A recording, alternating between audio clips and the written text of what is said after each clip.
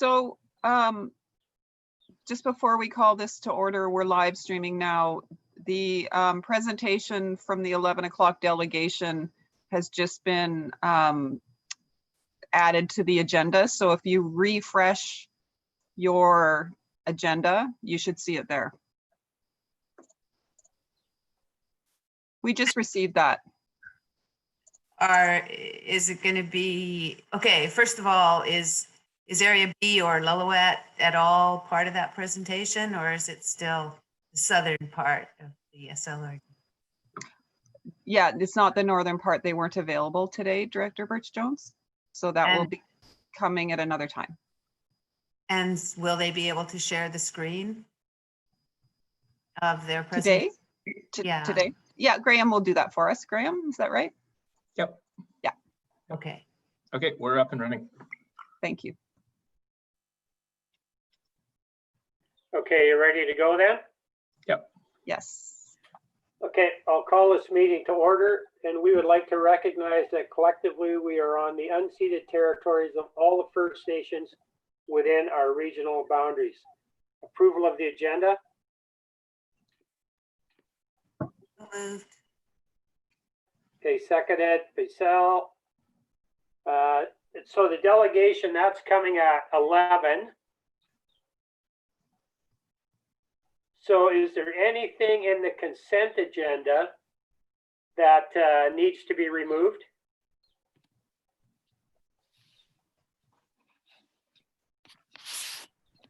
Hearing nothing, I presume there's nothing.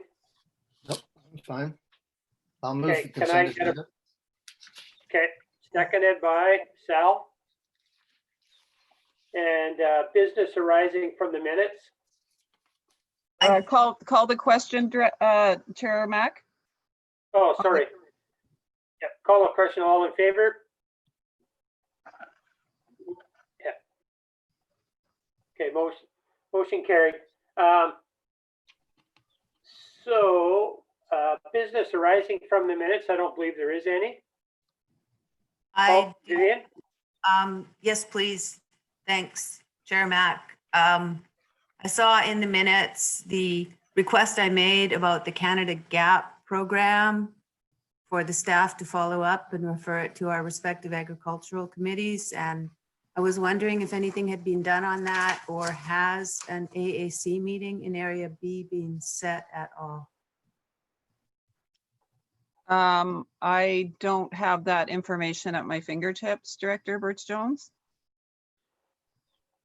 Could I make a motion that that be followed up on, please? Just that the Canada Gap program be referred to staff for discussion at the respective agricultural committees, and that the AAC. Excuse me, Chair. Oh, sorry. Chair, Yes, go ahead. I thought that was on the last board agenda. It was. I thought that was, I thought our motion, resolution was that would be referred to the two agricultural committees we have and the Squamish Area D one. That was, yes, correct. So I'm I just think, not sure if any meetings have been scheduled. That's the piece I can't speak to right now. but I think the concern you're raising, Vivian, was taken care of in that resolution. I think that directed staff to take that action. Well, we certainly made that resolution. That's good. I was just checking to see if there was any actual activity in the works. So it's just something that was mentioned in the minutes that I wanted to ask about. Sure.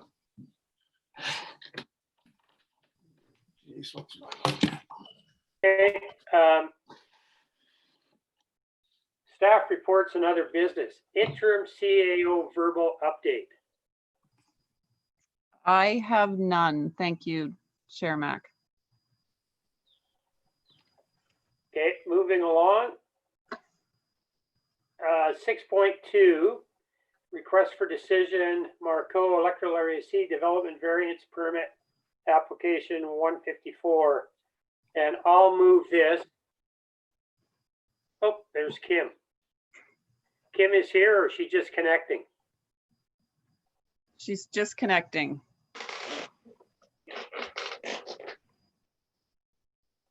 Hi, Kim, are you there? Yes, I'm here. Okay, so Hello. this 6.2, I just moved it, so like you're comfortable with this, obviously. Yes. Okay, so I'll move it. Somebody Well, will second it. Oh, okay. Now, yeah, go ahead, Tony. No, that's fine. I was going to second it, but Sal did. Oh, okay. Good. Okay, moved, seconded. Call a question, all in favor? Opposed, motion carried. Okay, now 6.3, direction request electoral area A, housing study, BC Rural Dividend Program. Sal?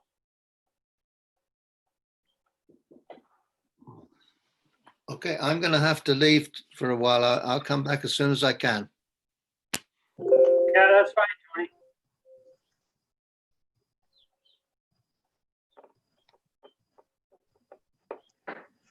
Hey, Sal, you're muted. Okay, There we go. yeah, I've got a couple of things with this one. I did meet with the Economic Development Committee, the Bridge River Valley Community Association, and they've got a few things there. A lot of the things have been started already that they're working on, but there's one request that they'd like, and that's that the SLRD could assist at this point and provide us any funding sources they're aware of, particularly those that might need to be local government or originated. The next one is that they'd, the process is being started by Susan Denbeck to build a relationship with the Statlium, Hoyston and Chalath communities. And they've requested that I help her with it. As soon as I got built relationships with them. So I'll be doing that. And they're gonna need some funding down the road for a facilitator to help build on these partnership agreements. And they'll be working on that to see what funding that they're gonna need. But the process has started and they're working on a few items with it.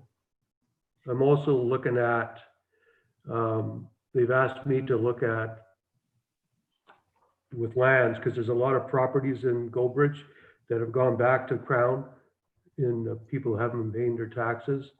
And they're looking at some of those properties and they want to get those cleaned up because they're a fire hazard. So I'm working with lands on that aspect of it to see if they're going to do it or if there's funding available that they provide to get those properties cleaned up, because they are a fire hazard.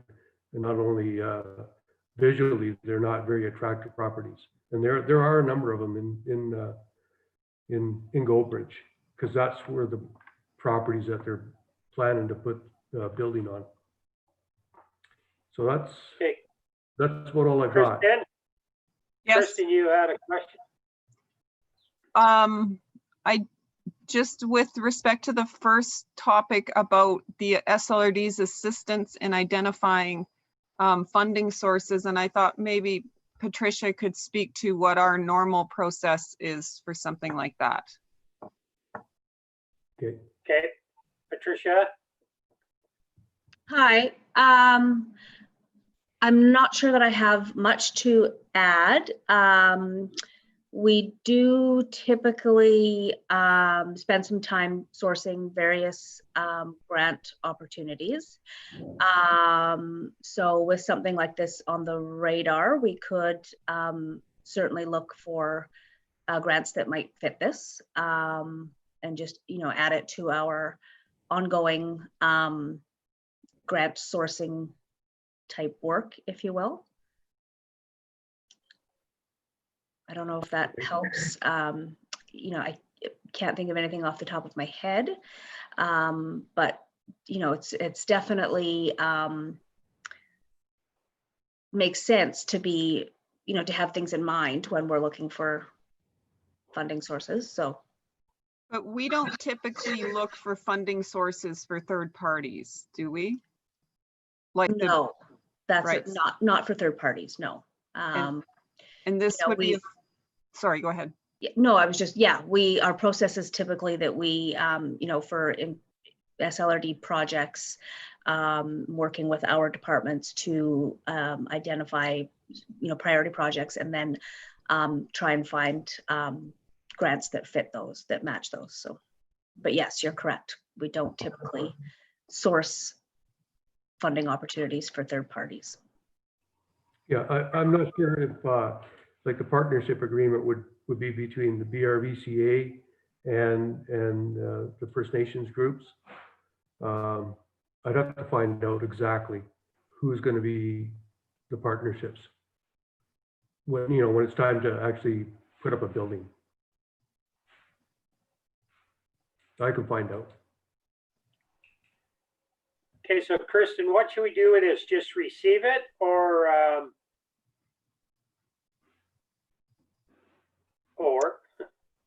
Yes, I think we can just receive this, and Director Demare can bring back anything related to it as it moves forward by Bridge River community, Bridge River Valley community, because they're leading this, correct? Yes. Yeah. Okay. Vivian? Well, I'm just wondering, and I know that the way that the meetings were scheduled today was terrible, but Jackie Teggart is offering to try to be of some assistance. Are you able to go on that call with her later today? And then I was completely surprised when Kim told me that was about tourism. So I don't know if that's appropriate or not, but she might be a good link. And also, of course, Lori Reimer. Yeah. Okay. I need to look into it a little bit more so I really know what their plans are as far as, okay, what the partnerships are going to look like in the actual building. Who's going to start funding it? Because this is not a. Okay, Sal, then do you want to, Yes, I will. Yeah. do you want to move this then, Sal? Okay, Yeah. Vivian's going to second it. Okay, call a question. Okay, motion to approve. Motion to receive? Oh yeah, motion to receive then, sorry. Motion to receive, carried. Motion carried. Okay, so 6.4. I spoke with Kristen this morning about this. So, I mean, we can go over what we want to say our priorities are and whatnot, but right now staff is extremely busy and with this COVID thing and the way everything's working out. And I said, like, from my point of view for Area C, there's nothing in there that is life altering or life, threatening. So we can, as far as I'm concerned with my stuff, we can just let it go until we get back to some sense of normality here. And I was hoping that everybody else would feel the same way, because staff is,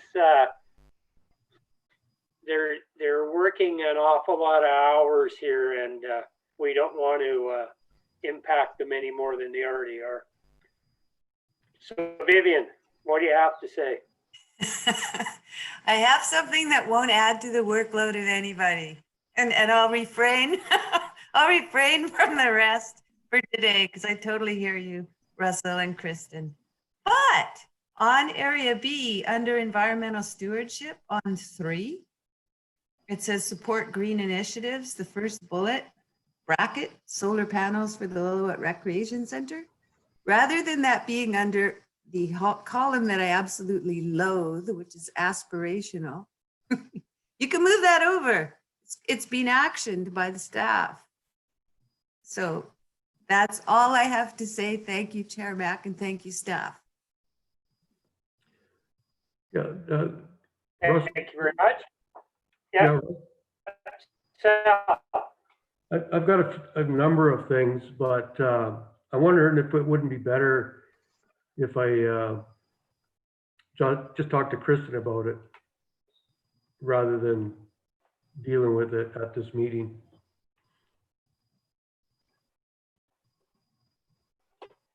yeah, that's fine. Kristen, you all right with that? Yes, we can definitely speak about it, Director Demare, and then you'll bring it back to make those changes formally. Okay. I'm good with that. Great, thanks. So then what we'll do with this is just have a motion to receive. A motion to receive with that one little change that Director Birch Jones made. Bruce Jones on it, yeah, okay. You're okay with that, Vivian? Yes, thank you. So moved. Okay. To second it, Sal? Yep. Okay, call the question, all in favor? Motion approved.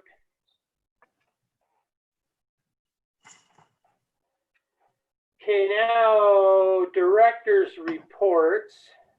Grant Writer Services, Director Birch Jones, 7.1. Yeah, I'd just like to move that $2,000 from Area B Select Funds for extra hours for grant writer services for Area B be directed to the Bridge River Valley Community Association. I'll move that. Okay, Sal's Sorry, sorry, gonna second it. sorry. Yeah. Director Demare, are you voting on this matter? I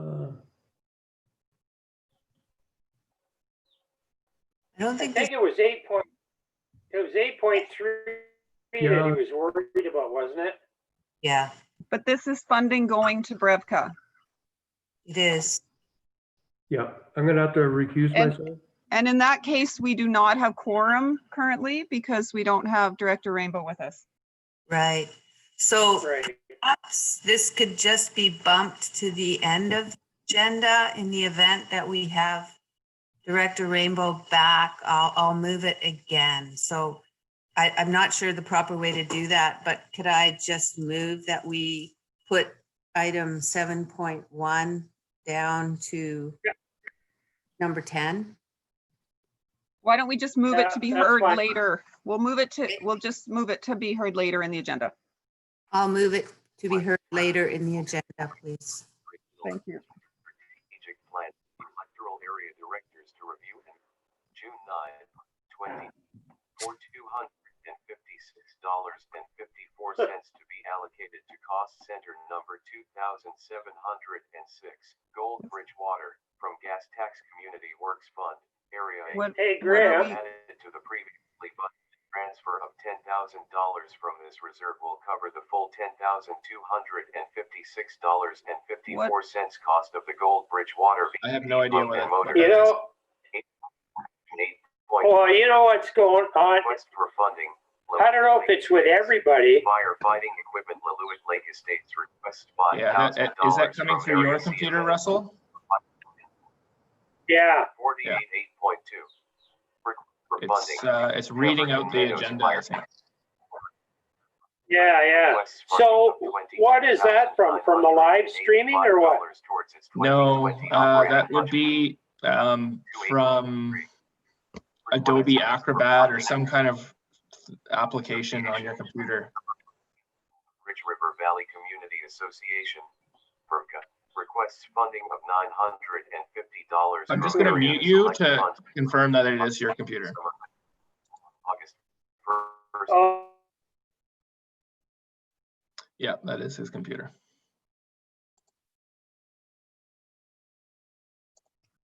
Requests funding of $3,000. you know that I've got the agenda on. Towards the Mhm. Pemberton Valley Young Life Program for programs these offered to use grade 8 to 12 in the Pemberton Yeah, I don't know what's going on here. It's coming from the other computer? Decision on late business, 2/3 majority. Yeah. Considered at this meeting.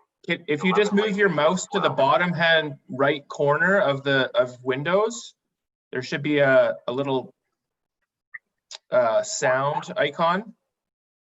And if you hover your mouse over that, you should get a little bar where you can adjust the volume. And if you just turn the volume to 0. I think chair. Yeah. Area B, S to mayor. Area A, R Mac. Area C, T Rainbow. Area D, staff, K Clark. Interim CAO. Yeah. That got rid of that, but it's fun because it's still reading it here. But anyways, we won't worry about it. Coordinator 1. Oh, Call to order. The meeting was called to order at 10:38 a.m. To approval of agenda, it was moved. yeah, you're gonna have to mute that computer that somehow. The agenda be approved as certain. Yeah. If it's a laptop, there might be like a dedicated mute button somewhere on the keyboard. It'll look like a little speaker icon with a line through it. May vary. Unanimous vote required. It was moved and seconded that the following item be removed from the consent agenda and be heard as item 7.2 in staff reports and other business. Okay, I think I've shut it off here. Okay, perfect. Yeah, that's well, whatever.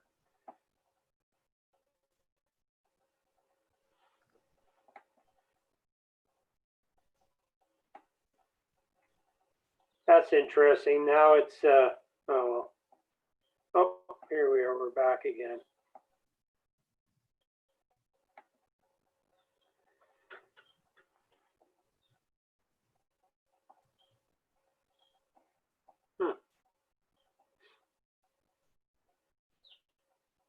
Yeah, I don't know what's going on here, but hey,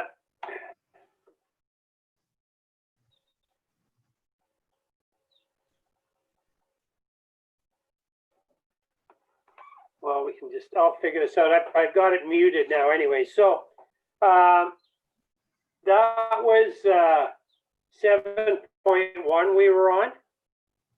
Yes. Okay, and so we have to wait now for Tony for that one, correct? So that one's going to go to 10 or whatever, to the end of the meeting. So what about 7.2 then?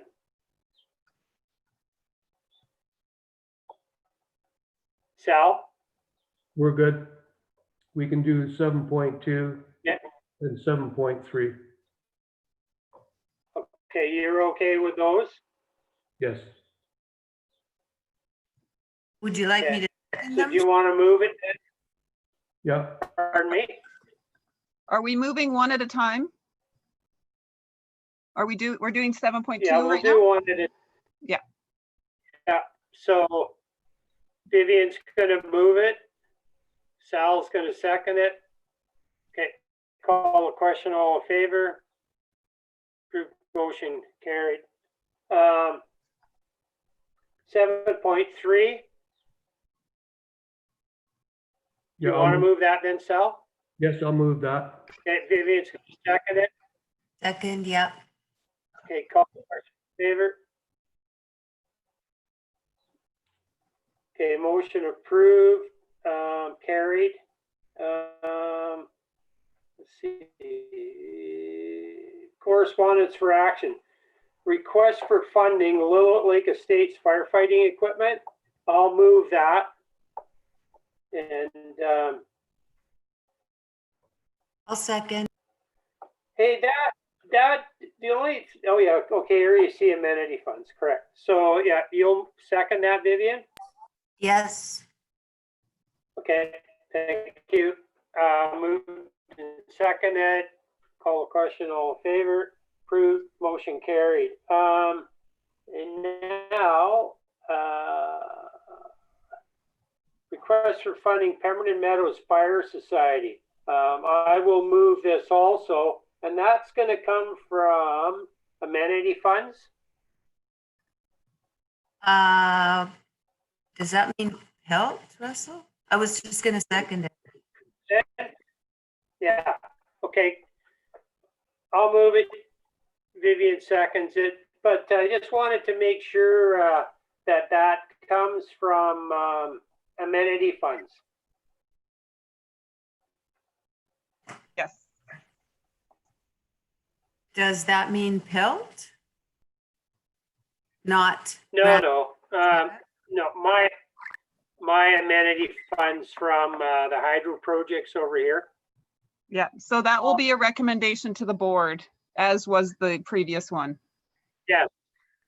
Got it. Got it. Yeah, because they're both amenity. As everything has, well, yeah. So I think we Okay, have, so that was moved. sorry, Okay, we have that not was called moved the and question. Seconded.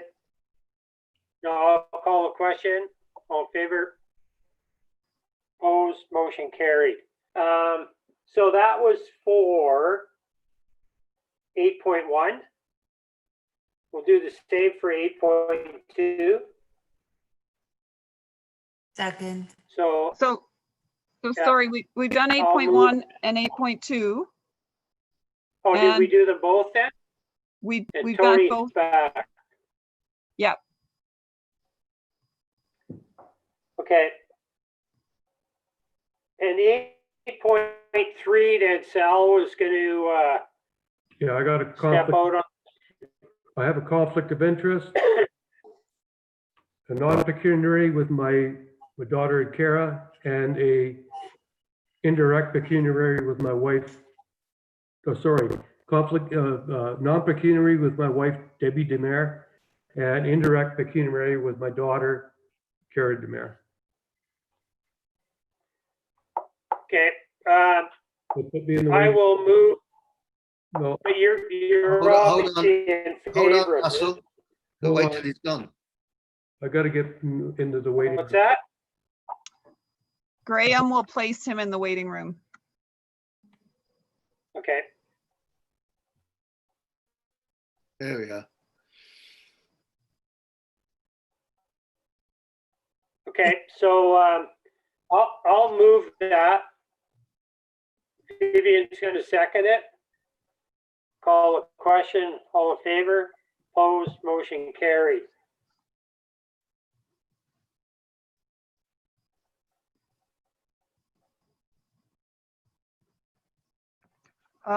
Director Mack, or Chair Mack, Yes. would we like to move the 7.3 to be heard next? Sorry, 7.1 to be heard next? Now that Director, Yeah. Yeah, because we're all back now, correct?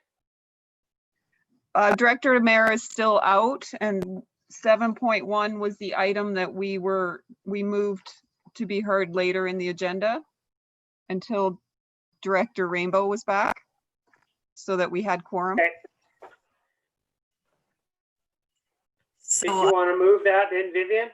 yep, move 2,000 from Area B select funds for extra hours for the grant writer services for Area B to the Bridge River Valley Community Association, please. I'll move. Okay. Tony seconds it. Call a question. All in favor? Opposed? Motion carries. Thank you. And now we're at 8.4. 8.4, is that correct? Yes. Okay, I will move that. Tony will second it. Yep. Okay, and I'll call a question. All in favor? Opposed? Motion carries. Is there any correspondence for information? I don't believe so. None. So we are now at Okay, 11 decision o'clock. on late- Chair Mack, we're at 11 o'clock and our delegation should be, Ready? I have Sasha Banks in the waiting room, so I will admit her.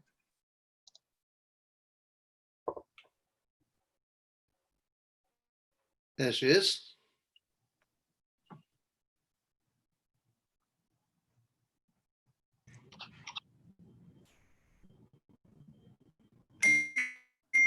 I think I have it working You're now. welcome. I think that's. Hi, how's it going? Hi. hi. I have Gareth Bradley is with me as well. He's just he's coming in. I don't think Paul Hayes will be joining us unless we need him to join us, just to not confuse having three talking heads in front of you. So can everybody hear me okay? Yep, absolutely. Okay, good. Yeah, very good. I had to actually rush to get my son's computer to bring it to the office because all of our systems are encrypted here and won't let outside Zoom programming happen. So I had to rush to home to get my son's computer. So luckily the logistics worked out. Well, thank you very much for being here. And Graham is going to, we're live streaming currently, and Graham is going to share your presentation if that works for you. Sure, that works for me. Thanks.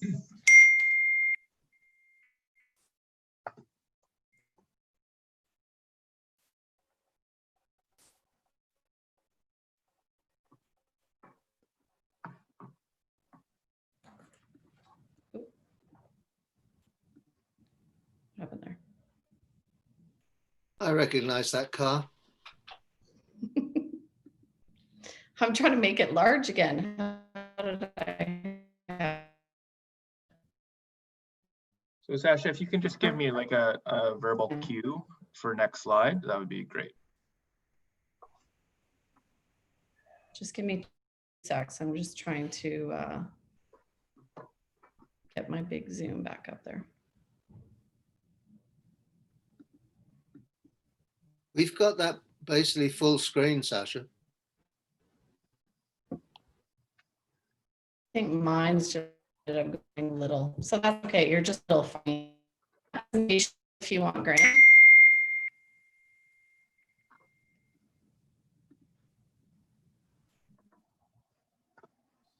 I'm just not sure how I see it, what you guys have up there. There it is. So are you guys ready? Yes. Hello? Yes? Yes. Yes. Thank you. I don't see or hear. Are you guys there? Yes. Yep, we are here.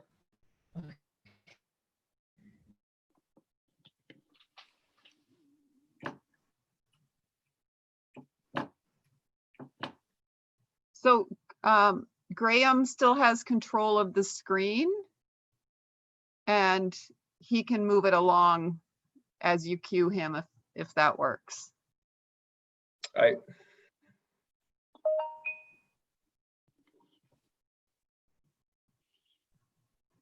think what's happened is her connection has dropped. Mm. So I believe she has actually left the meeting. Okay. Yeah, I mean, judging by the sound of her audio, it sounded like she had a bit of a weak connection or a poor connection.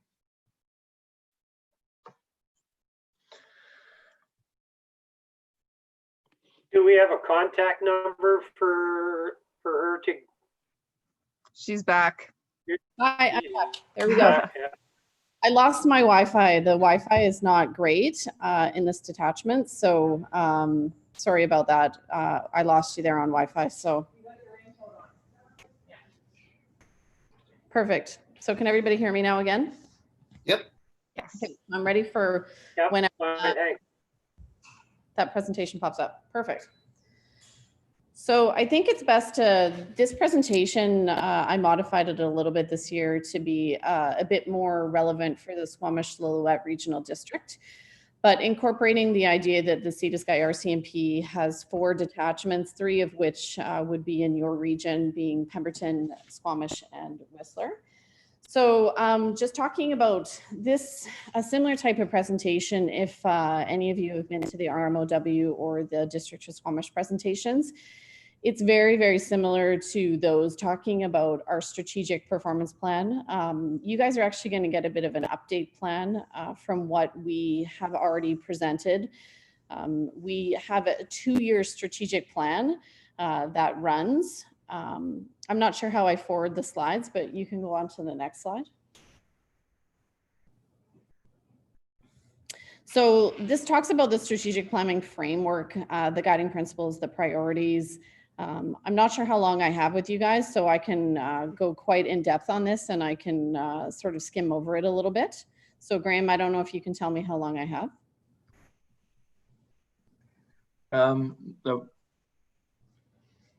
Yep, I can hear you. Oh, you can hear me. Kristen, is it 30 minutes or?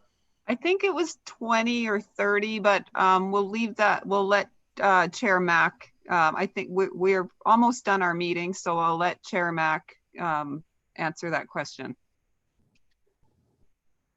Yeah, just take the time you need. I think Okay. we're fine here. Perfect. It's only 11:07 right now, so we're Perfect. good. So I'll skim through it, and if obviously we're going to go into a little bit more detail when we talk about areas, the files that we're seeing in areas C and D. So this strategic plan framework is something that's actually under my umbrella, of which is part of the reason why I'm presenting it to you today. And secondary is that Inspector Triance unfortunately is unavailable to attend on the Zoom today. So myself, and I have Staff Sergeant Bradley there with me as well, just so you guys, if you do have any questions, and Staff Sergeant Hayes is able to join us when need be. So the strategic plan framework that we've created is a 2019 to 2021 plan, of which I believe you got some of it presented to you last year when Corporal Hamilton did the presentation to you. So we use guiding principles, we use priorities, there's operational context and challenges that we're currently facing. The strategic plan framework is usually not what we use for day-to-day business, of which we're already doing and we're doing well. It's more for those new type of ideas that we're wanting to bring forward based on sort of what we're seeing. We use look at our crime stats from the previous years, and we use those to try and sort of keep ourselves fresh and up to date, and using what our regions and our districts are looking for when it comes to localized policing, including the SLRD.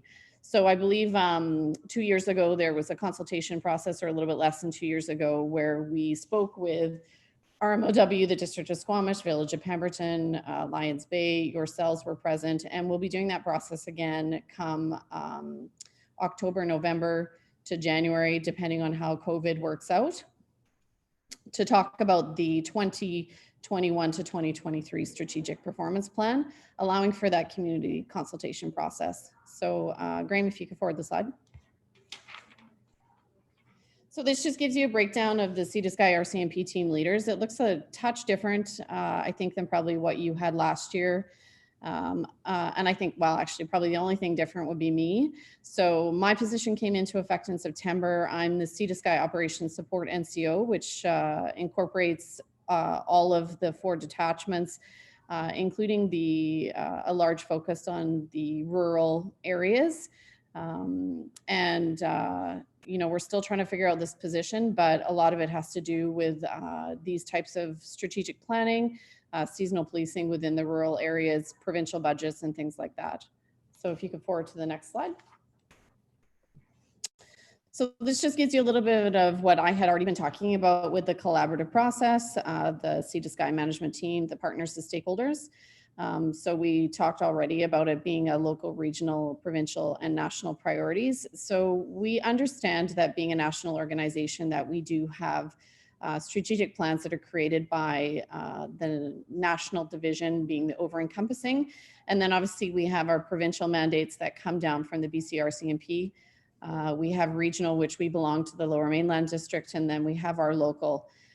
A lot of the times when we're looking at the strategic planning process, sort of the national and provincial guidelines are on the back burner, and we tend to try and create our policing tailor-made for our communities that we police, that we're not only under contract policing with Whistler and Squamish, but also the provincial policing budgets that we hold within our area. So the plan that is created is supported via communication strategies. It's documented on a quarterly basis with reporting on an annual performance plan, which is a very arduous computer document that the RCMP created for us, just talking about what you're going to see in these pillars that we talk about, kind of how we're doing, keeping a progress report on it. There's various other reporting mechanisms, but I think the most important would be these type of presentations that we give to you guys, looking at crime stats, sort of what we're seeing in the area, future direction, and any input that you would have. So if you want to forward, Graham. So this is just a lot more of what we take into account when we're creating the strategic plan, this enhanced public safety, the accountability, and the good governance. These are all of very much, I think, what, no matter whether you're police officers or police organizations, but districts and cities and villages and all types of businesses use this. So we strive on organizational excellence. A big part of how we work here is that we engagement in our communities, and we work extensively on collaborative partnerships, innovative and engaging change. We have several operational contexts and challenges within the Sea to Sky. I think the big one is that an ever-changing geographic and social diversity of the Sea to Sky communities. You probably couldn't have 3 more different communities in the SLRD. We have different challenges. We have different types of tourists that visit our areas. Some have Indigenous communities, some don't. You obviously have in Pemberton working with Stilatliam Tribal Police. It's just, and it couldn't be more evident when I went up last week. We did some work in the sky with Air 5 last week, and got a good base of sort of what the area sea would look like, and so diverse. And we try and work on that when we look at our strategic plan, making sure we incorporate an overarching approach. We have an ever-changing population due to the tourist influx, and this really seems to be increasing year in and year out. When you look at the Squamish Valley, when you look at our rec sites, when you look at even in the Pemberton area up in around Darcy and around Birkenhead and all those locations, there's nothing but increasing when it comes to tourist influx. We have rapidly growing communities. We have extensive roles that are required by the contract policing in both Whistler and Squamish. Last year we had cannabis legalization. That actually, surprising to me, didn't have as big of an effect as we thought it would, but we are seeing obviously some differences in the way that we police and the work that we're doing with cannabis investigators. We have differing emergency and disaster response plans, and we also have organizational challenges. So Graham, if you want to forward that.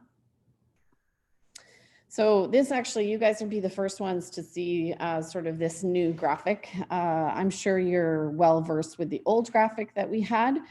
Very similar idea to the old graphic, just a little bit more of an updated, you always got to keep changing, always got to keep looking. So this is just a really quick, easy graphic to give you an idea about 4 pillars that we work on.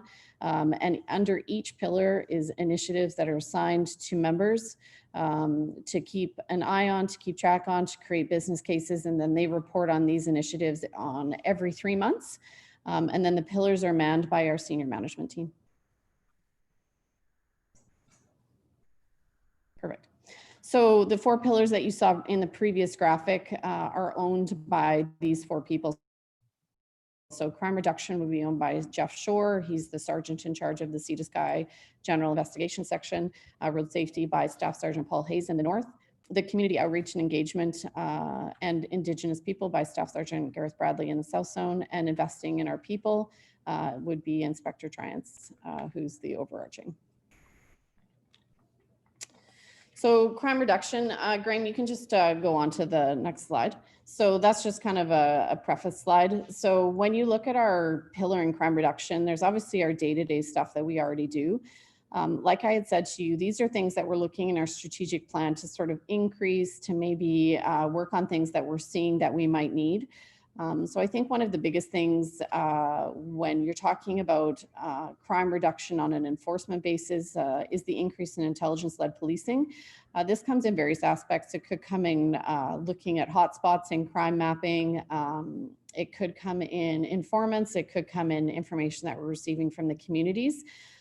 And we believe this is extensively important when you're dealing with rural areas, because often we're not out there as much visibly as you would see maybe within the cities of Squamish and Whistler. So we need that intelligence coming in, and we also need to see if we're having identification of hotspots in particular areas that we can actually have members actively out there.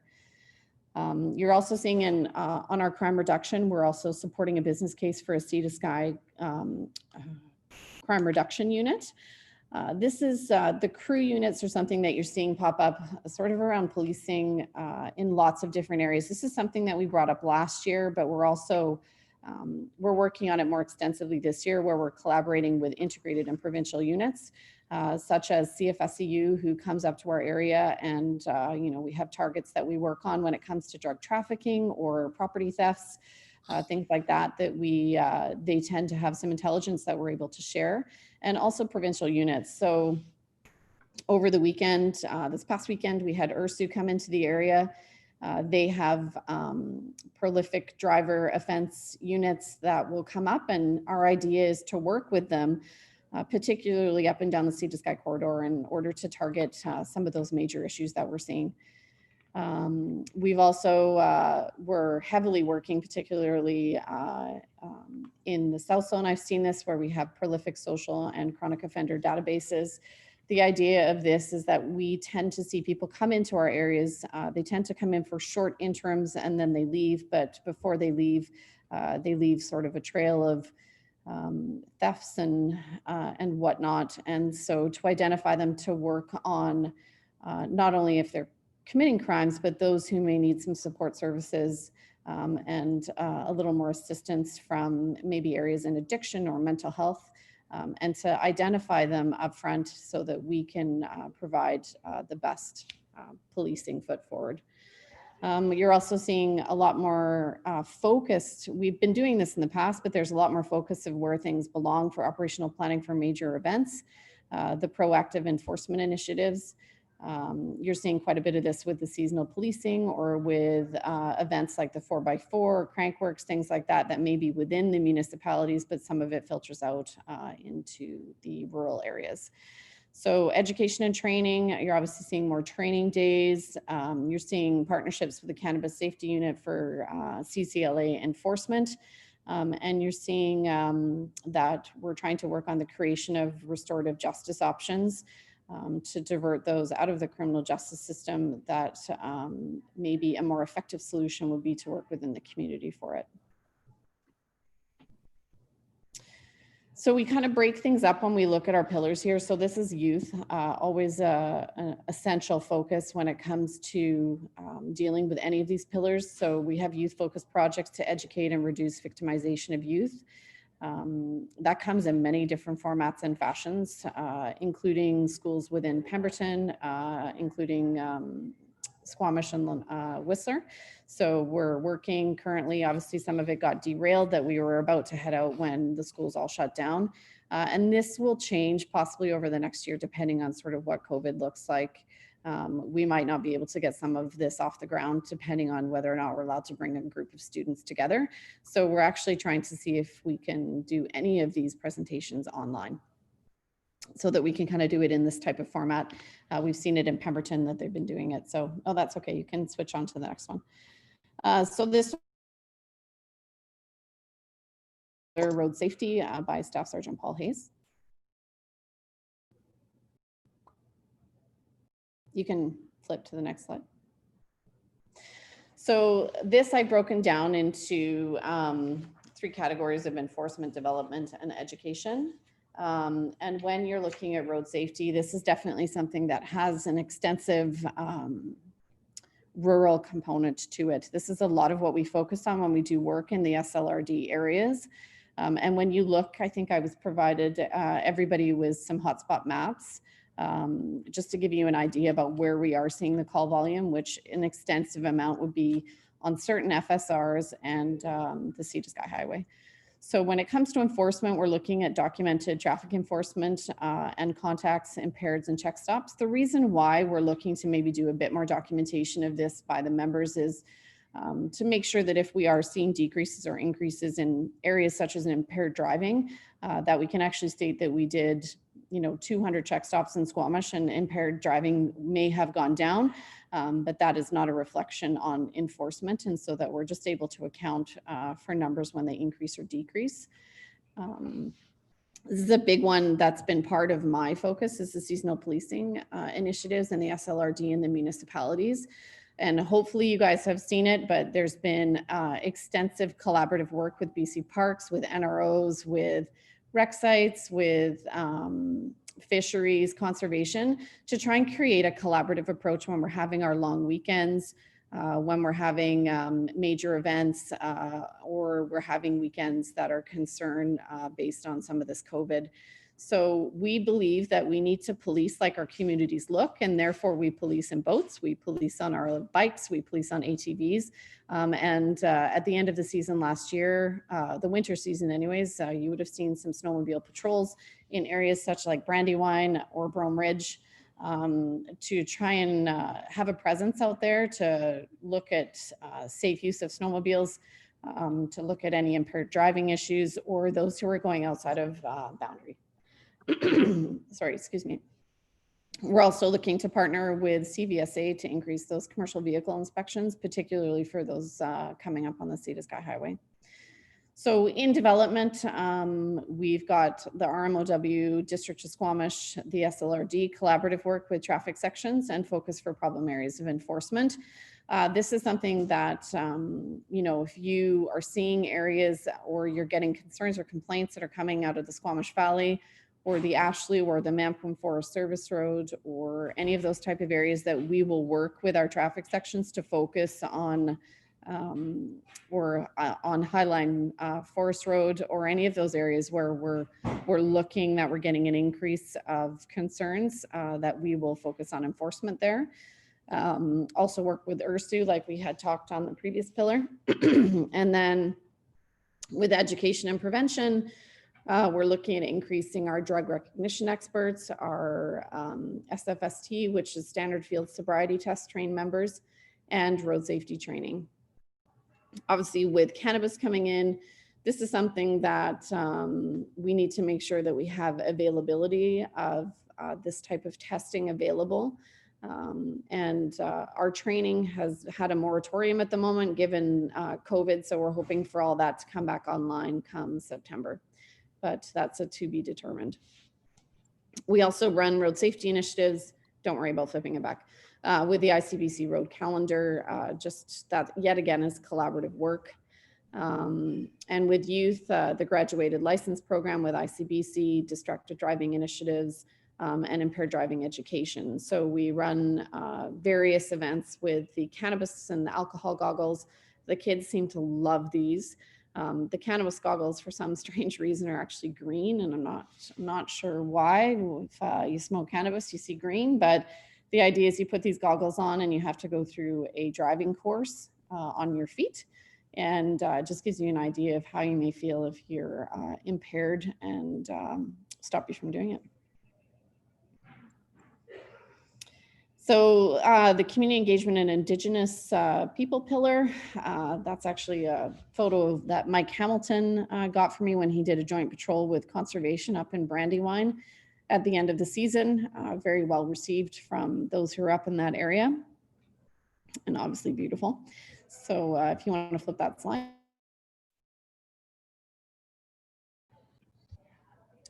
So when you're talking about community engagement and enforcement, we do a ton of proactive patrols that we communicate out. So boat patrols in areas such as Anderson Lake, Lillooet Lake, our Alice Lake. A couple of times we put the canoes out. An increase in sea to sky traffic services, URSU. This host an open house may be put on hold depending on COVID. And then we have a Cops for Cancer event that's still a go come September, which rides all through the sea to sky up to Pemberton and then comes back down. So for the development piece, we have the creation of the North Zone Community Engagement Team. This is something that's up and coming. So we're looking at creating a team based from some members that are assigned to Whistler currently to focus on getting out into the Squamish-Lillooet Regional District. This is an up and coming thing. This has yet to be put into place, and we're at the very, very beginning stages of this. So this is to just sort of allow a focused approach on some of the things that we're seeing that need to be addressed within that rural area. We also have, we're working in the North Zone with CAST and mental health for those in the Sea to Sky corridor. And CAST, I believe, is oh, perfect. Gareth bought me in my Tim Hortons tea. So CAST, I believe they got some money, a grant up in Whistler to try and do a collaborative approach when it comes to mental health with those in the North Zone.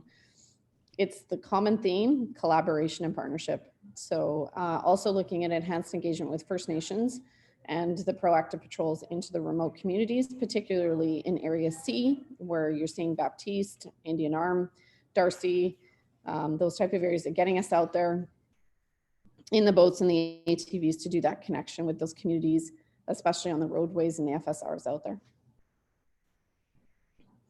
When it comes to education and prevention, we extensively do Indigenous experiences and training.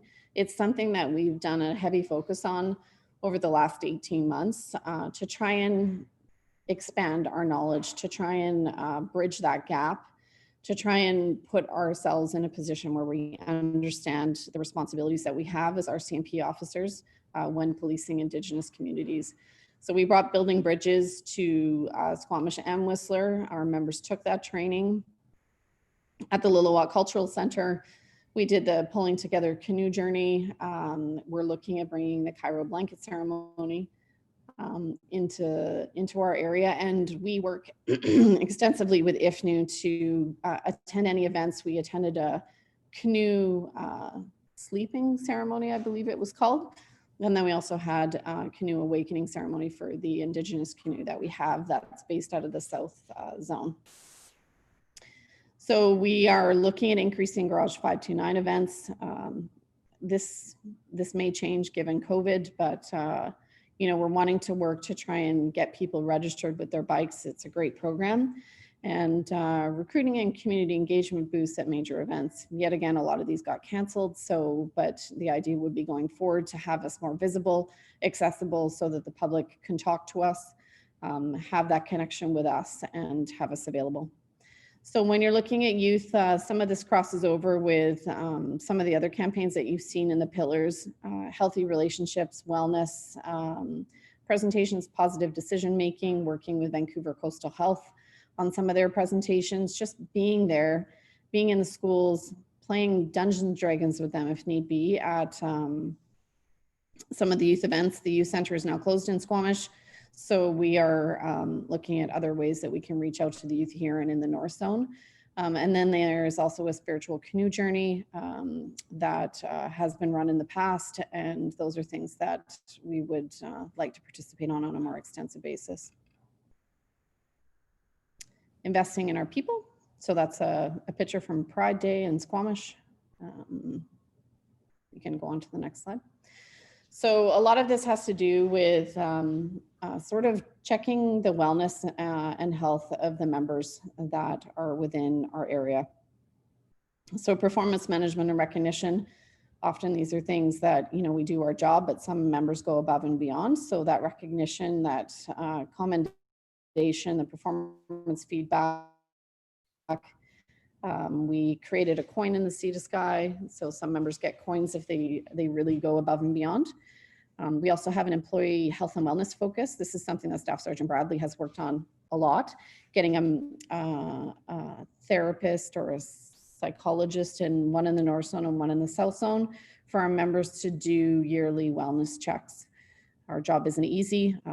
There's nothing about this job that, I think I actually went for the first time in 14 years of being a police officer to one of these wellness checks. And it's a definite must to keep our members healthy, to keep them well, and to be able to do their job at the most effective, and to be able to go home at the end of the day and be well. So we also have detachment physical challenges that we're working on. I know the North Zone, I believe they're trying to run up Blackcomb with all their gear on, so they can have that one. I'm out for that one. I don't want to do that one. But you guys are more than welcome to join us if you like. So you can go on the next one if you like. So we're also looking, resourcing, EFA stands for Electronic File Assistant. That would be somebody that would help with disclosure. Our job has certainly got more laborious when it comes to paperwork and disclosure and timelines, given the Jordan ruling, which I'm sure you guys have heard about before. And then we're also looking for a crime analyst. We currently don't have a crime analyst in the State of Skye. We rely on a Lower Mainland crime analyst, and she mans 5 agencies, and it's just so essential to have that type of resource available to us on a regular basis, not just when I ask her on a quarterly basis to put stats together. You know, crime stats tell you things are happening right away rather than having to look at the daily reports. They can pinpoint things that are coming up and help create these presentations that we do for folks like yourselves. So we're looking at education and training. I think that's pretty self-explanatory. We're working on bringing a robust Sea to Sky training program to the Sea to Sky. So that's part of my mandate, and we're trying to create training that's required for these areas. So this past spring, I brought crevasse training through an agency that was teaching it up in Whistler and Pemberton area. And then we also brought avalanche training and snowmobile training. And these things are just so essential to be able to police like we need to police, or have that visible presence out in the backcountries and the rural areas. Because if we don't have that type of training and we get called to, we had a number of calls last year in the North Zone for crevasse incidents. If our members don't know how to be around there, they can't do an effective investigation or even assist effectively with search and rescue, or if they're first on scene, without that type of knowledge. So this is kind of, I believe, I'm not sure if you guys have seen any specific highlights. So what I did this year when it came to your areas is I looked at area C and D, which we would be responsible for. Area B and A, I believe, are Lillooet Regional. That area up there would be the Lillooet RCMP, would be responsible for those. And I've had some contact with Peter to try and make our presentations a little bit similar, so that we're providing you with the same type of information and something that looks that we're giving you stuff and they're giving you stuff that would be relevant. So these are obviously some highlights from Area C, which I believe is around the Pemberton, North Whistler area. These are not our guidelines. Our boundaries and your boundaries are a little bit different. So note that in Area D, you will see Lions Bay included, which I understand is not within the Squamish-Lillooet Regional District, but it's too hard for us to pull those stats out at this time. But I have pulled out some highlights from 2019 when it came to Area C and Area D that we believe are relevant to your boundaries. So in Area C, this is a lot of information that I received from Corporal Hamilton, which definitely he's got his finger on the pulse when it comes to your Area C. So they had a definite increase in snowmobile, bicycle, and boat patrols. I know that he on regular basis was looking to take the boat that we have. We got a new boat here to get it up onto Anderson Lake, to Lillooet Lake, and those areas, to make sure that we're having those presence on the waters, given some of the concerns from those who have seasonal homes or full-time homes about boating, alcohol use with and on snowmobiles and things like that. So we also worked extensively with Statlatlian Tribal Police for crossover areas, which you see extensive seasonal attendance and tourism. Initially, for some time, we were providing a body as Statlatlian Tribal, but they've now are full, and we're just providing backup when needed for them, but support them in any way that we possibly can. We also saw several impaired collisions in Darcy, which required criminal investigations. I believe one was on Highline Road. There was a crash where they were transported, and the members wrote a blood warrant to forward this investigation. They're still before the courts. And then there was another one that ended up being up the Pemberton Portage. The same idea, where there was a crash with serious injuries. The members wrote a blood warrant, just given the fact that they were transported to hospital, and their pending court appearances as well on that one.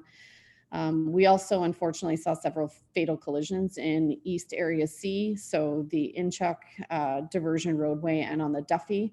The picture below that you see is one of the campers that went off, where there was a couple that went off and unfortunately lost their lives. That vehicle was transported back to Squamish, where we assisted the family that came down from Edmonton to search through it to find those mementos of their parents that they really wanted. So a definite joint sky approach on that one, and then attendance from the integrated sections to find out why that all happened. And then you had an accident off the Duff where we had a truck go into the water, and we had to call Navy divers to come in initially, but we were fortunately or unfortunately, my internet's popping out again, so just hopefully it stays put. We were able to retrieve the individual who died and give him back to his family. The vehicle, I still believe, is in the water, some 250 feet down. We also had some bait bike usage. There was a theft on Duffy Lake Road where we engaged the use of our bait bike to try and find out the individual that were responsible for taking it. We also had a stolen vehicle that was stolen from a Napa in Pemberton. It fled up the Meager Creek Hot Springs. There was no way out for those who stole the vehicles, so we were able to use integrated police dog section, who went up there with us, and we were able to locate, arrest. One of the suspects has been convicted. The other one is pending court appearance. We did have a missing 13-year-old Australian youth that was missing on Anderson Lake. I believe he had gone kayaking for the day. He luckily returned home later that night, but we were able to get our boat in the water to assist search and rescue. That outcome was good on the end. We currently, and I'm sure you've heard about the missing Marshall Awasa case that's in Birkenhead. I just currently did a media release on that to give some steps of the investigations that we've taken since November. We're working extensively with our forensic identification section. I know 2 weeks ago, I believe they brought some cadaver dogs in from the Lower Mainland. A week after that, we brought the drones in. Last week, we went up in the helicopters. We're looking at doing a search in the future to sort of expand our boundaries and working alongside Pemberton Search and Rescue for that file. So the missing persons file is not held by us. That's actually held by Lethbridge Police Service, but we are trying to do a collaborative approach on providing any answer to that may have been, or the route that he may have taken. So we also had snowmobile and crevasse fatalities, SAR callouts. These are all things that Area C attended to last year. I want to go on. Okay. These are some of the items from Area D. So yet again, we saw an increase in snowmobile, bike, and boat patrols. Obviously, we have the Howe Sound, which I understand is not part of, I don't believe is part of the Squamish-Lillooet Regional District, but we do work on that, understanding that people who come into our district head out onto those areas. And so we needed to make sure that we had a visible presence out there because there were some issues going on that we were unable to address. So we've worked on focus for that, and that yet again, those bike and boat patrols will be increasing come July 1st. We also unfortunately saw 4 fatalities on the Squamish Chief in a very, very short period of time. we had 2 fatalities from climbing, 1 from paragliding, and 1 young lady who died in a mountain biking accident. So assisting search and rescue on these, assisting the BC Coroner Service, trying to get media out on that and any messaging that we can to try and prevent future occurrences from happening. As like this year, last year, we saw a wildfire in the Squamish Valley in April of 2019. I believe, again, it was a slash fire that traveled up into the hills. I believe shortly thereafter, we ended up getting some decent weather for them to fight that fire. We had, as you see the picture below, that's Simone Gravel working with our seasonal policing members to put an RV on fire out. That was on the Conroy FSR. An RV just went up into flames, an older style. We tend to see a lot of those older style RVs up on our FSRs. And just because of the area that it was in, Squamish wouldn't, it was outside of their jurisdiction and we were waiting for coastal fire. So he put his Ghostbusters water pack on and he did what he could to try and keep it out of the trees. So we also see extensively in Squamish multiple SARS callouts in Area D, including Mount Tantalus last year, where there was a 3-day search and rescue callout where the climbers were stuck on the fog line for several days. Attendance to our FSR and backcountry due to shots fired calls. We see quite a few of these, particularly up on the Squamish Valley and on the Mamquam FSR.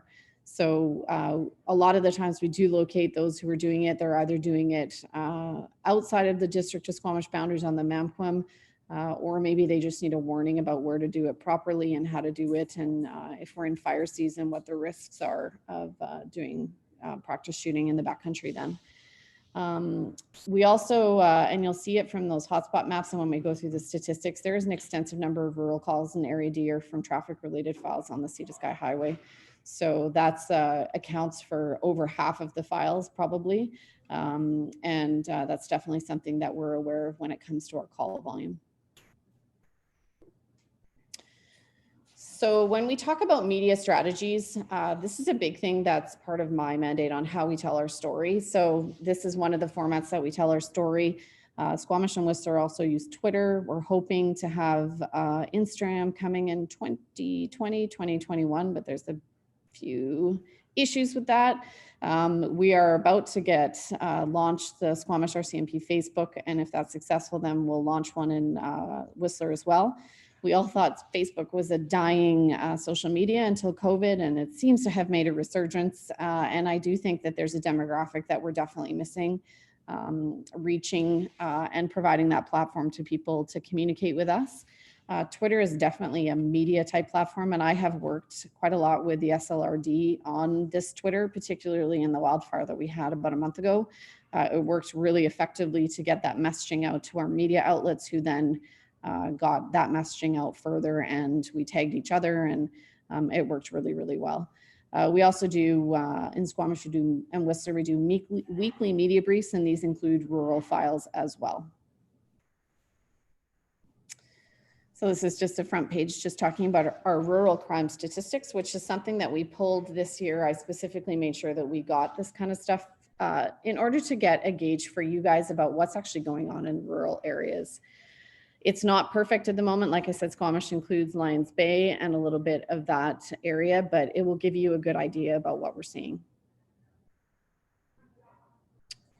So one thing that I think that you need to know is that in 2019, when you're looking at some of these stats, this won't be as relevant just given the call volumes that we see in the communities where there was a change of founded occurrences. This is particularly relevant for assault, sexual assaults, and uttering threats, where they're proven to have occurred unless we find otherwise, and we have to have definitive evidence. Sometimes there used to be a code called unsubstantiated, or there was no evidence that we couldn't find anything that showed that it did or did not take place.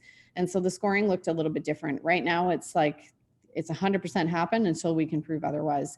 So sometimes you're seeing some increases in statistics when it comes to assault, sexual assaults, and uttering threats.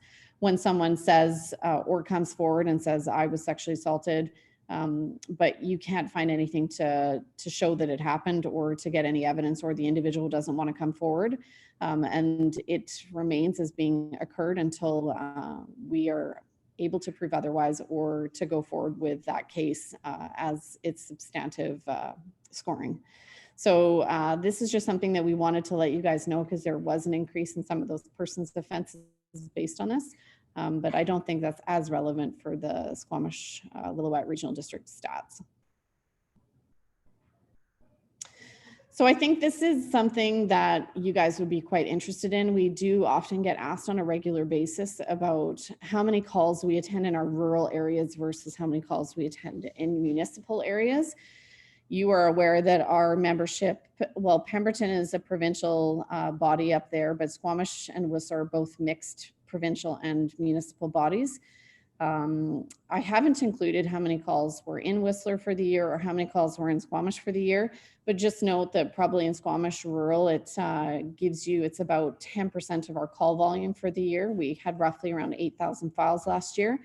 In Squamish and Whistler, I'll go through why their stats are so minimal. But Pemberton rural, we tried to take out the village of Pemberton. There may be some stats remaining in there, but I think it's a good idea to give you a gauge sort of in a 3-year process about what we're seeing for call volumes. Like I said, a lot of those Squamish rural stats, when you're looking at 881 files this past year, are traffic related. So I've started with Squamish rural just because these are the largest gauge of stats. Red obviously indicates an increase in file volume, but remember, when you go from 0 to 1, you have a 100% increase. When you're dealing with smaller stats, a smaller stat pool, the increases just seem much grander. When maybe you've only gone from a 3 to a 5 like we have for sexual offenses. Of note, in the 2019 year, Squamish did actually bring a domestic violence sexual assault investigator as one of their positions that was paid for by the District of Squamish, which may have led to an increase in reporting of sexual offenses, or we also had that Me Too movement that had a lot more people coming forward and feeling comfortable reporting those incidents. So this just gives you a breakdown of some of the person crimes that we're seeing in the Squamish rural area. Sometimes they're harassing communications. Sometimes in certain areas, little pockets, we'll see where there's issues with a domestic or issues with neighbors, where we're starting to see some increasing concerning harassing communications that may actually not meet that criminal harassment threshold. So this just gives you a gauge. How am I doing for time? I'm just looking at my time here. So if you want to go on to the next slide.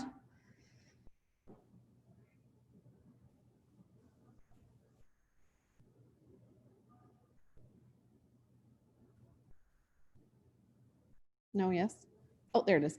So this is property crime. I think this is probably the one that, you know, when we look at Squamish, we look at a lot of theft from vehicles up in our parks areas, areas that people reckon. There tends to be a large amount of that. We did actually see a decrease last year in that.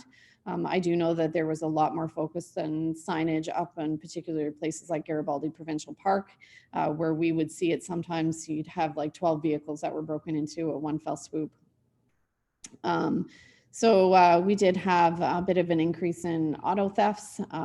That's something that we're seeing pretty much across the board when we're looking at any region where it comes to the auto thefts, but a decrease in the residential break and enters, which is always a good thing to see.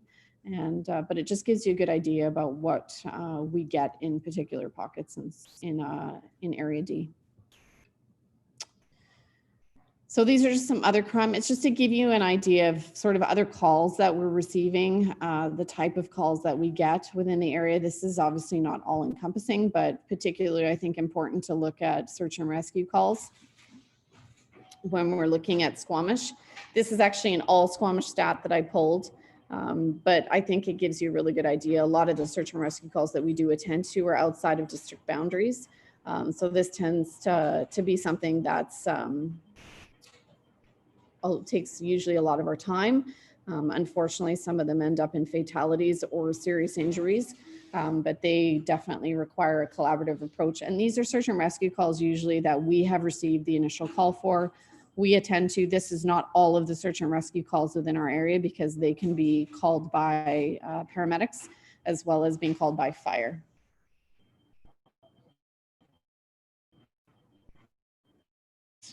So if you want to go on to the next slide. This is our biggest one, our traffic stats. So I think the biggest look at is the traffic related files. This is where the call volume comes in when you're looking at 881 files and 463 of them are traffic related files. These would include like violation tickets, prohibited drivers, excessive speeds, warnings, just tickets in general that would require a file creation. Of note that if you assign someone a ticket, like a violation ticket for speeding, a file is not created on that. So there was probably thousands of tickets outside of that that were also given on the Sea to Sky Highway. We did have an increase in impaireds on the Sea to Sky Highway area and up on the what I believe would be the Squamish Valley Road. There has been a lot more focus on that area over the last little bit, but we have seen a decrease in injury, motor vehicle collisions, and collisions in general.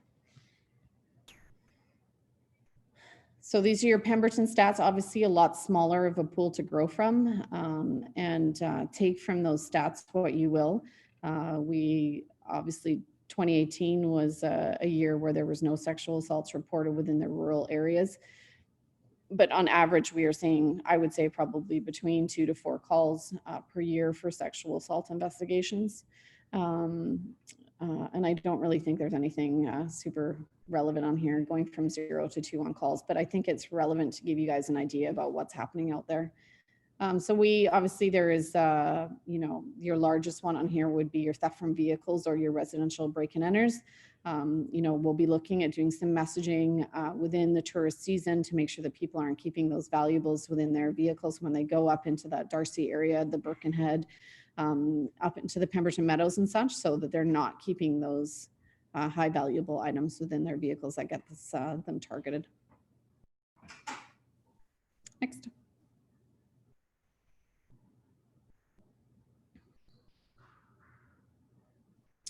And this is traffic. So yet again, traffic would be the highest calls. You're looking at traffic related files. We also have within the Sea to Sky, we have Sea to Sky Traffic Services, which does do Pemberton all the way down to the border of West Vancouver Police Department.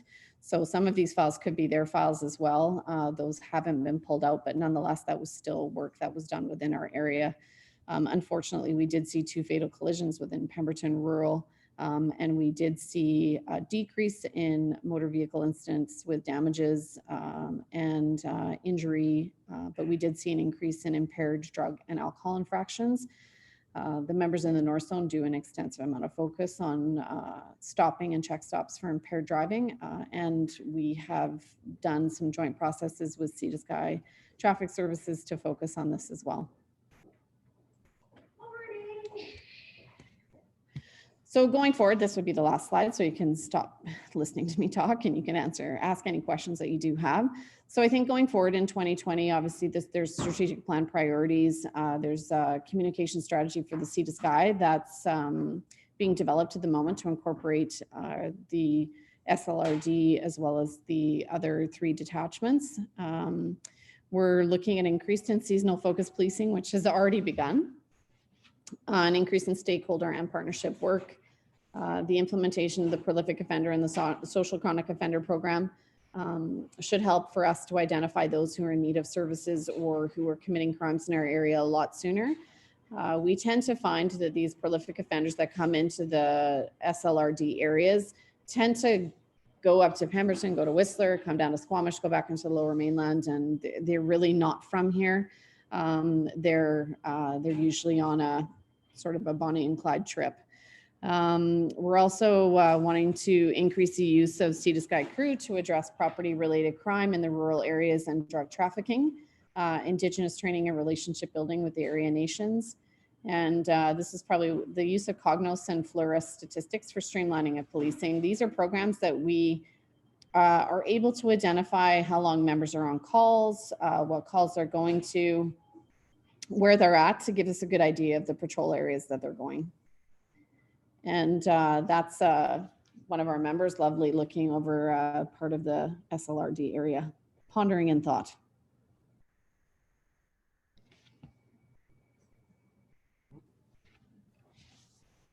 And that would, Thank you very much. That was very good.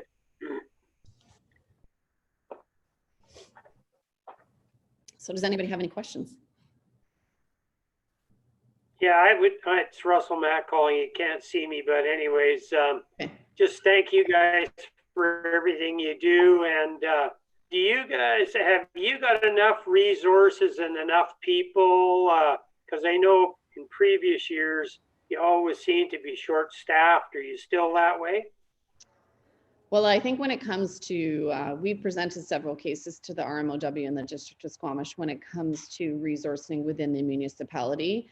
You know, over the years, police have had to take on more and more when it comes to mental health, addictions, and homelessness, and all the other things that are maybe not police related. And with that, there needs to be a focus on that collaborative partnership work. So we've seen an increase in resource in the District of Squamish with the domestic violence, sexual assault investigator, and we will see, I believe this coming year, we're getting an additional resource here. When it comes to the provincial bodies, no, we have not seen an increase in provincial bodies here.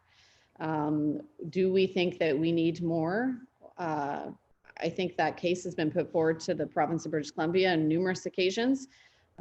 You know, we're looking at, particularly when you're focusing on a seasonal policing budget, I definitely know that we need an increase in budget, but we need to have something that shows what we're doing in that rural areas. And I think this is why the collaboration between the SLRD, the collaboration with our other partner agencies that are working in the area, they have numbers about how many people are going on those Forest Service roads all throughout the region. And these are things that we need to collect, and we need to put a good foot forward to the province to say, hey, for those seasonal and that rural area policing, we need to have the money and the funding.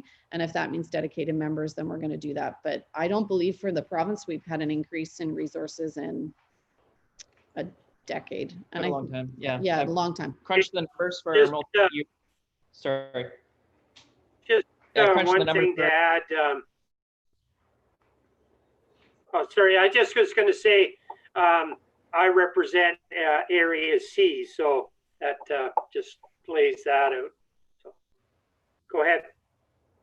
Yeah, sorry. I've obviously I look at Area D quite a lot, and in my multi-year plan that was presented to the District of Squamish, there was a huge component on the provincial numbers coming in, and from all the resources I could gather, we're experiencing anywhere between 1,500 to 2,000 people daily average coming into Forest Service roads, Upper Squamish, Mampwam, Conroy, all the different surrounding areas. Plus, you know, I know they're not technically your area, but we're getting about 3 million visitors to the Squamish Chief and Shannon Falls alone annually, right? So the increase is definitely there. I've been using traffic counters from the NROs, and there's, I think, some folks from the, is it the Ashloo Foundation up in the Upper Squamish? Have put a traffic counter up there. So we're getting some pretty good data sets to relay back to our provincial counterparts. So Russell, when it comes to Area D, Area C, I always seem to get them flipped. So when it comes to Area C, we do have a number of provincial bodies that we are looking to reallocate to do that North Zone community engagement team. Now, I know that sounds like community policing in general, but it's something that this crew will be able to focus on going into some schools at certain times. We'll be able to focus on being at Joffrey Lake when there's parking concerns or visitor concerns, being able to patrol that backcountry area and having a marked so that we're showing what you can achieve by being in those areas on a more regular basis. And it's not just about enforcement and creating that increase in crime stats. It's that visibility that we need to be out there to make sure that people feel safe. Rural policing has definitely been a focus across the country, particularly where I come from in the prairies, where we need to be out there and those people need to feel safe and they need to feel like their property. And if they're on the water and the people are being yahoos out there, that we're able to get out there within a reasonable amount of time, and that they're going to be like, hey, the cops were here last weekend, so we're not going to do that anymore. And that's something that, you know, we're definitely looking at increasing that presence and that visibility in Area C. Well, I know that just having the boat presence on Anderson Lake is, you know, I've been just a real benefit to the people on the lake that live on the lake. They appreciate you guys being there whenever you can. So that's really good. I know Tony wanted to have some. He's the Area D director, and he wanted to have a comment. Thank you.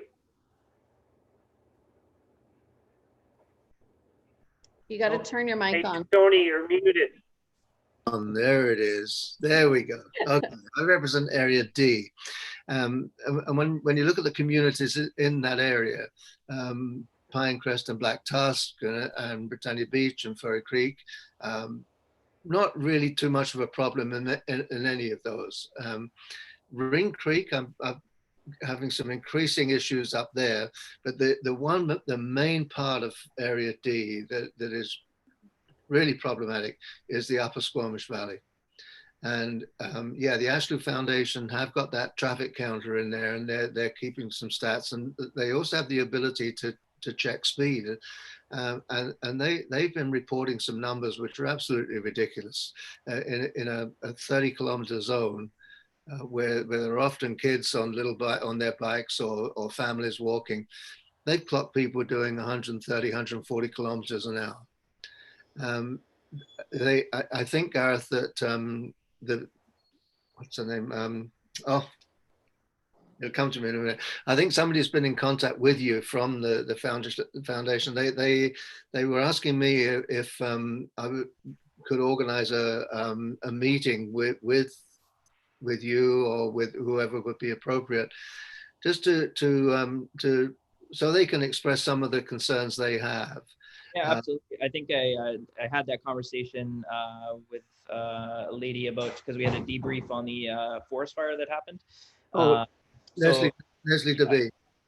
Yeah, and it's more about, like, I can put like, we only have several provincial officers to kind of supplement that area, Right? And they're not always on. Some are injured training, so the amount of availability is very limited. So if I put officers up there, it's good for the short term, but long-term behavioral changes on straight stretches of road need to be addressed through physical means, however that is, speed bumps, however you guys see fit to do that.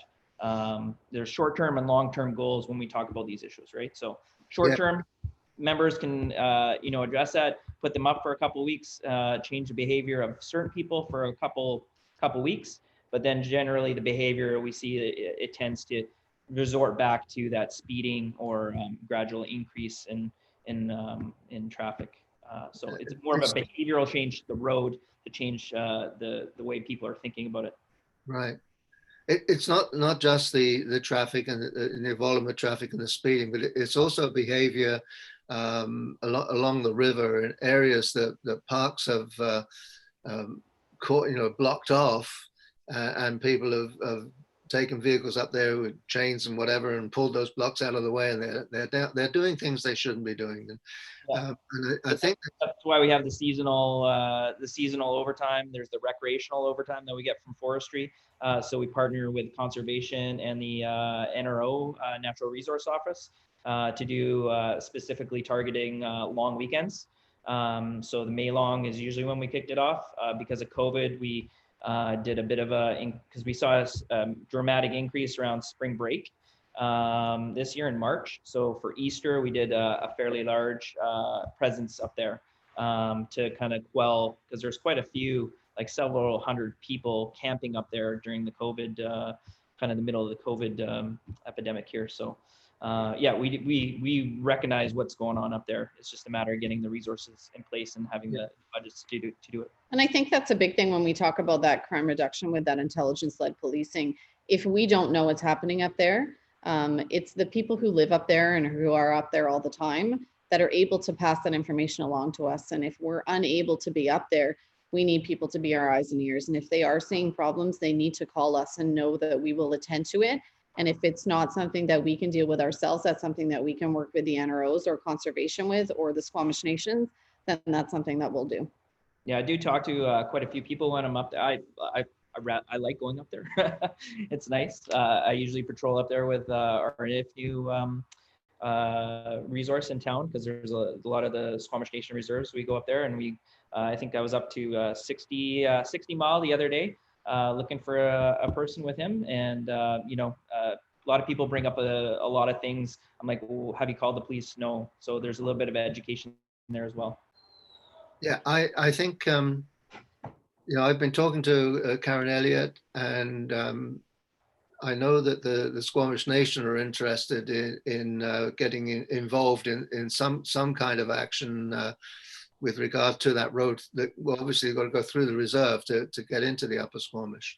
So I don't get a sense that people are being overly critical or upset with what is happening. But I think that at some point it would be really useful to have a community meeting and have you guys come and just talk through what the limitations are from your point, and there may be some things that collectively, you know, the SLRD, the nation, District of Squamish could do in terms of putting pressure on the province to perhaps provide some additional funds to assist you. Because if you had more people, then you could do more up there, you know. And so we recognize the limitations you have. We're interested in working with you to try to improve the ability of your ability to police that area. And as I say, it is markedly more problematic than anywhere else in Area D. That's for sure. Right. Well, and I think that big thing with the seasonal policing that is part of my mandate that we're really doing a focus on this year is we're collecting the statistics of who's up there. The members have to complete sheets. We're working with conservation to find out what they're seeing up there, so that we're actually able to put towards the province and say, hey, this X number of dollars that you provided to us, this is what we're seeing. This isn't enough. We were only able to do X number of weekends. And I think that actual capture with not just conservation's numbers or the NRO's numbers, but you put all 5 of us together and it's an argument that they can't win. So that's our hope, is to be able to put that best foot forward when we're doing that type of stuff towards the province and saying, you need to increase that seasonal policing budget or provide us with those bodies to do that summer patrols, or the times that it's of essence, or that work with the community, so that we can say, this is what we're missing if we're not up there. And that's just not acceptable. Okay, so maybe the next step I should take is to contact you offline and talk this over and see what we can do. We're interested in supporting what you know, and to. Yeah, you're one of the 5, so. Absolutely, Tony. Yeah, just call. I'm not sure what a town hall meetings looks like in our current environment. If it's on one of the Zoom meetings, or if we do an outdoor venue, I don't know what that looks like. But anyway, talk to me offline. I'd be more than happy to sit down with several of your folks up there and the community at large, and come up with some solutions for sure. Great. Thanks, Garth. Yep. Thank you, Chad. Thank you. Vivian?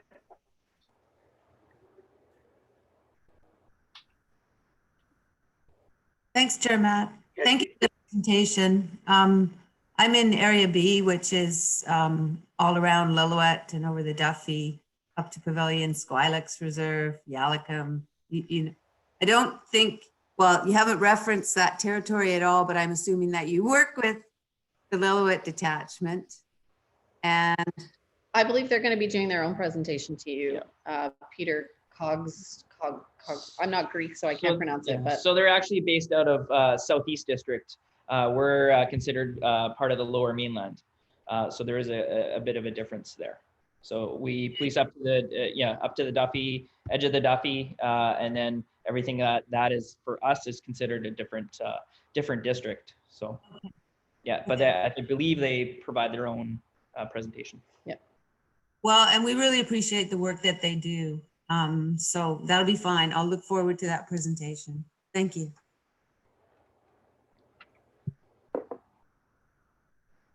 Okay, well, if that's the end of your presentation, you guys. Just thank you very much from all of us for what you guys do, and stay safe. And if you need anything, get a hold of Tony. He's got the most money.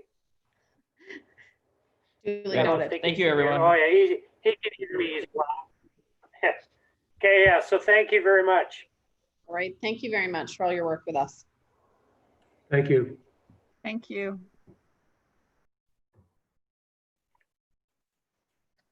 Okay, Kristen, Yes. where were we at? Were we at 9? We did 9, we're at 10. Okay, so is there any decision on late business? I don't believe so. Not that I'm aware of. Oh, so we'll go to late business.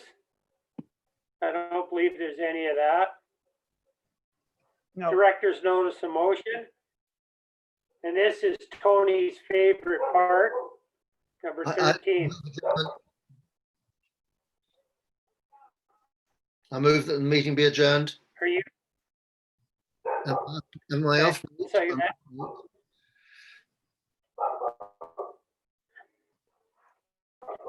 Thank you guys for everything, and we'll see you all later.